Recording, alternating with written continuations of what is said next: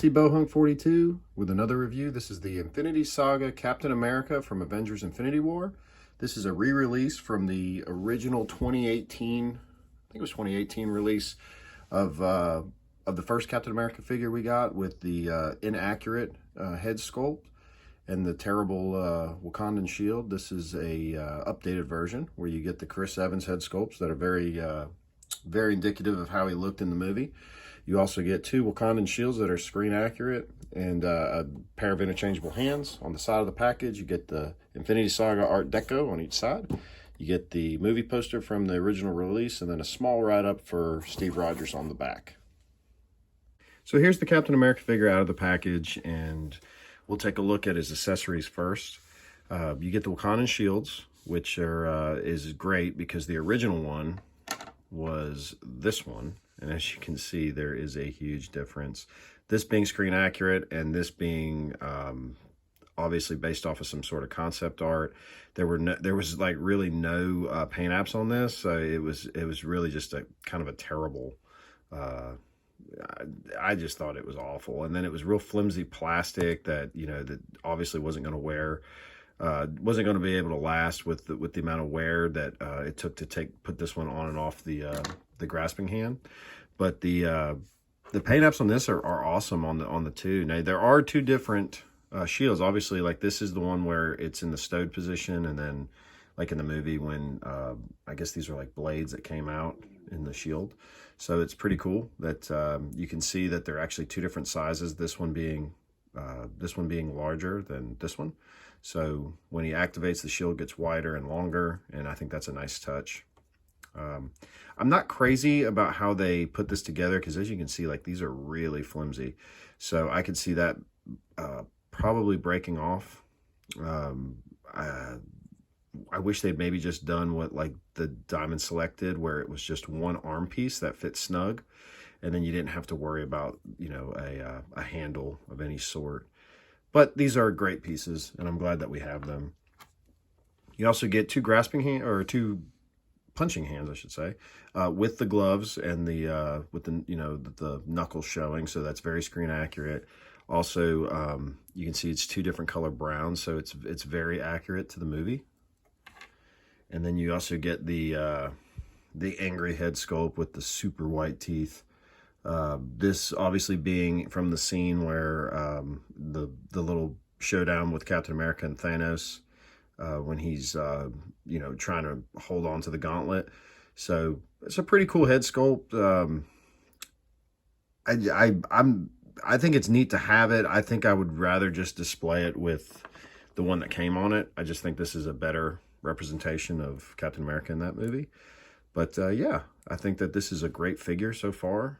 And we can compare it to the other one and see how it measures up. So here are the two Infinity War Captain Americas. This one obviously being the first one with the inaccurate head sculpt, and this one being the new one. And this one is actually kind of a custom kit bash that I made. I display it with several pieces, and I actually don't display it with this head. I use the Diamond Select head. I just thought it was better at the time. And the accessories from the Diamond Select ones, if anybody's wondering, actually fit really, really well and scale well with this figure. So if you have that one, you can use it. And if not, you can even just purchase one fairly cheap and just kind of vulture the parts off of it like I did. But you can see a difference in the biceps. This new one here is significantly beefier, but the body mold is the same. And as you can look up real close, so like on this one here, they used a matte black, and I actually went back and colored in the exposed scales like it was in the movie. If you look real close in the movie, the scales that you can see that are exposed are actually black in the movie. So that is an inaccurate paint sculpt there, but it's very easy to fix with like a paint pen. Like I did here. And then the color is off. Like I do like this color. I think it just pops more. It looks better, but in the movie it was just darker. So I think this one is a little more accurate. But the brown and you know, yeah, and then obviously like the hands with the gloves is the accurate part. This one didn't come with that.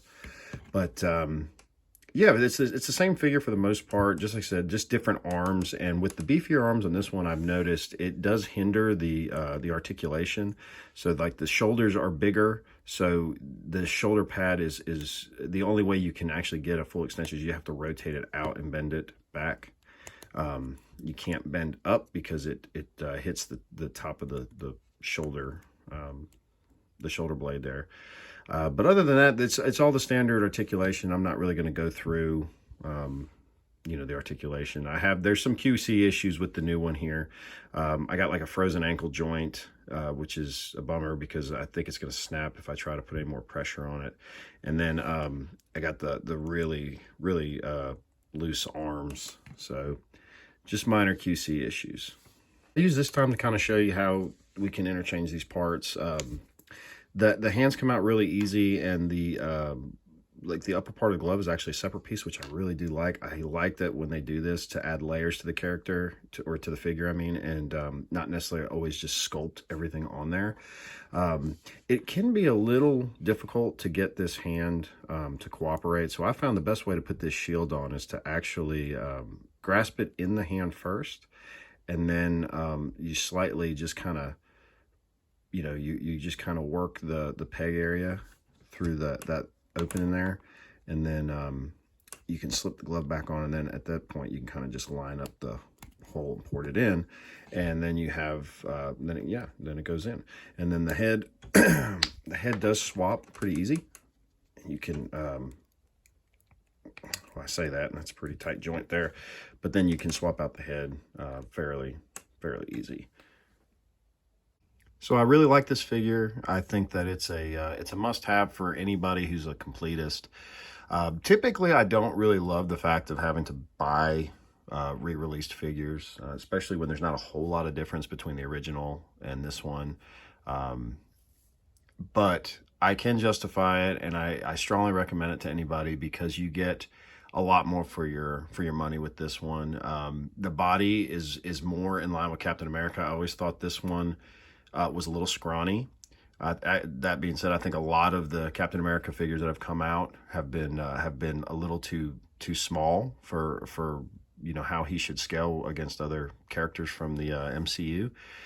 This one is a lot beefier, very much in the pulse of the Worthy Cap. So I do like a beefier Captain America. You also get the two different head sculpts that are screen accurate, so that's worth it. And then you get the accessories and the extra hand. So I recommend getting it to anybody who's kind of on the fence that's like, oh, I don't know, you know, if I want to buy another one. But to me, it's definitely worth it. I think I got this one from Walmart, and it was like maybe $26, but you know, that's the price of doing business these days with inflation. Everything is going up. So for that, you know, I could definitely swallow that pill and spend a little extra money, because I think it's definitely worth it. That being said, in case anybody wants to know, because I've seen people do these kit bashes, and you know, I've always kind of been curious of how they got put together, so I'll take this moment to kind of clarify everything. This is the Diamond Select head that actually scales pretty well. It does look a little big, but it does work, and it stays on. How I did it was the peg from the Captain America Diamond Select was actually pretty large, and it fit on this peg. Really, I mean, it fit perfectly, except it was just a little loose. So I just poured in a bunch of hot glue in the middle, and then let it kind of cast and mold, and then once it had dried, it just pops on and off, and it stays on, so it doesn't come off, and you can get full articulation, and it works really well. I know people use sticky tack too, but I like the glue trick, just in case I ever want to, you know, put it back on the original figure, I don't have to worry about trying to gum out a bunch of adhesive. So the hot glue trick works for me. Also, you get these really cool accessories with the other ones. You know, you get the gauntlets, how small they are, like in the movie when he has them on, which is cool. And then you get the Wakanda shield. And this one was really cool because it actually has a little telescoping feature on it. So I thought that was really neat. Now, of course, I painted these because they kind of come this, as you can see, it's like a navy blue color. And so I went back and painted these to make them a little more accurate. But yeah, so that's a pretty cool kit bash idea, I thought anyway.